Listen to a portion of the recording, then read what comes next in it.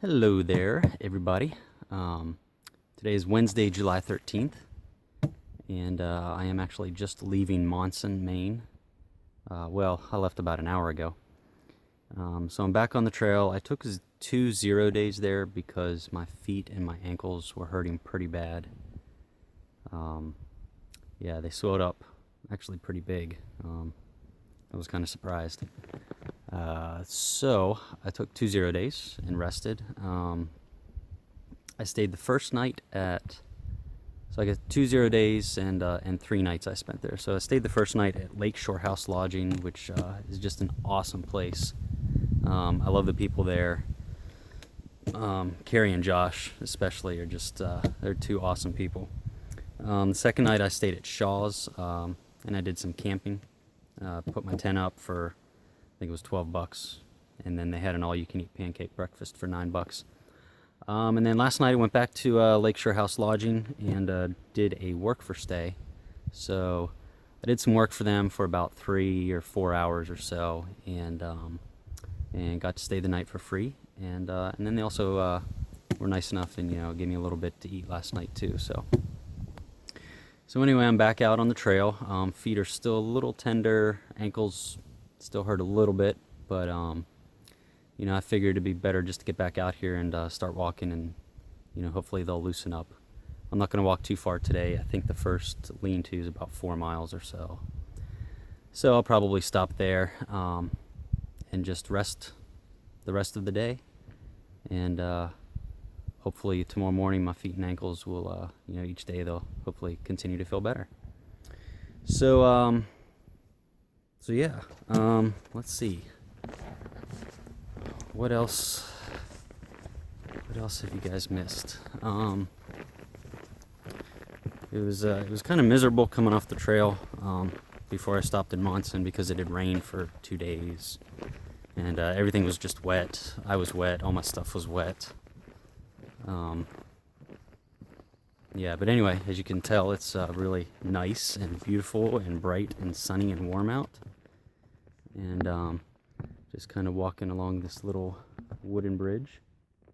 And oh yeah, hot water is absolutely amazing.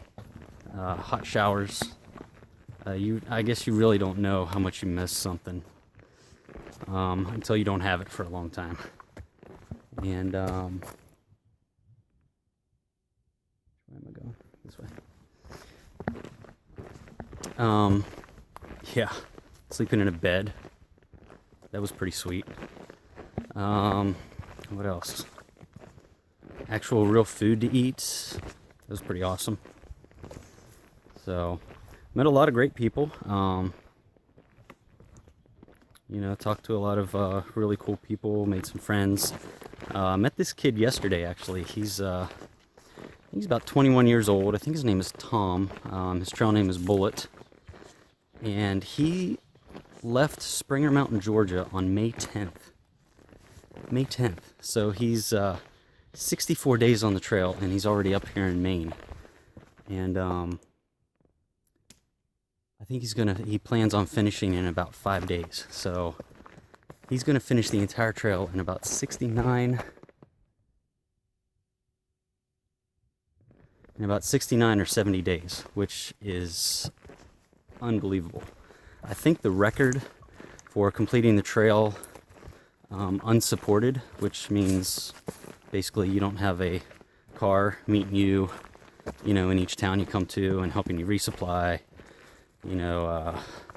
having a masseuse there, give you massages, whatever, basically unsupported is just you're walking the trail with a pack, kind of like what I'm doing. But anyway, I think the record for an unsupported through hike is 58 days. I think that's what I heard. And this kid, I mean, it's unbelievable. It's pretty funny every time he tells someone how long he's been on the trail. Their eyes get so big and they're like, wait, what? So it's pretty cool. But he's a good kid. I'm glad I got to meet him. We talked and chatted for a while, so I'm excited for him. Let's see, who else have I met? Man, I've met a lot of people. Oh, I met a couple of girls, Ranger and Wildflower. Actually, they're from the Lancaster, Pennsylvania area. And Wildflower actually worked in Littlestown, which is right down the road from Biglerville, which is where I grew up. So that was exciting. I think their names were Jen and Julie. And unfortunately, they had to leave the trail for about a week. They had an emergency in the family, so they're going to leave the trail and go take care of that, and come back and finish. They are actually flip-floppers. So a flip-flopper is somebody who starts somewhere in the middle of the trail. Doesn't have to be exactly halfway, but they start somewhere in the middle and they hike either north or south, and then they flip-flop. They come back to that starting point and they hike the rest of the trail. So people do that for, excuse me, a little out of breath. So people do that for various reasons. I think depending on the time of the year that they leave, if they started at the beginning, say they started in Springer Mountain, Georgia, if they left a little late in the year, they might not be able to get all the way up to Katahdin and summit Katahdin before it closes for the winter. So they might start somewhere halfway, which will put them a couple months ahead of time. So they'll go finish the northern part and then jump back down to the southern part and finish the southern part. So, but there's many different reasons why flip-floppers do what flip-floppers do. Hopefully, when I start feeling better, I'll be able to catch back up to Stephanie and maybe Salt and Pepper, Susie Homemaker, who's a guy. He's very cool because he makes all of his own camping stuff.